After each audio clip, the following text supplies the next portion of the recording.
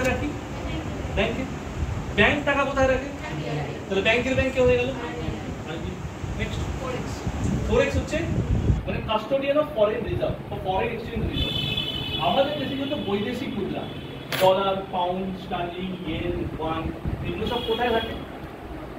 ধরো তুমি নেপালে ঘুরতে গেছো বা ধরো বাইরের কোনো দেশে ঘুরতে গেছো, সেই দেশের কারেন্সি নিয়ে এলে তুমি লোককে দেখানোর জন্য একটা দুটো রেখে দিলে যে এটা নেপালের কারেন্সি, ভুটানের কারেন্সি, কি বান্ডিলকে বান্ডিল রেখে দেবে যে লোককে দেখানো, তো বেকার হয়ে যাবে, ওয়েস্টেজ হয়ে যাবে।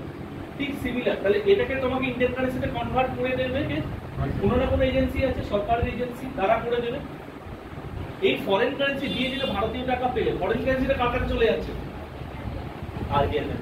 তার মানে সোর্স তো আমাদের কাছে ফরেন কারেন্সি কার কাছে যাচ্ছে? আরবিআই। ইভেন ভারত সরকার যে ব্যবসাটা করছে, ভারত থেকে ধরে নাও ব্রাজিলে প্রচুর পরিমাণ ধান পাঠানো হবে, ব্রাজিল ওটাকে ওর কারেন্সিতে ভারতকে দিচ্ছে।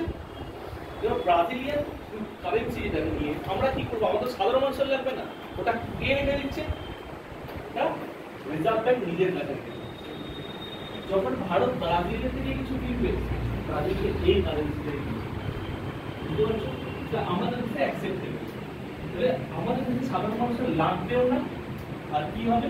সাধারণ মানুষের এটা অ্যাক্সেসও নেই যে আমাদের দেশে তুমি অন্য দেশের কারেন্সিতে জিনিস হবে, তাও না। ঠিক ছিল। Promotional and developmental activities.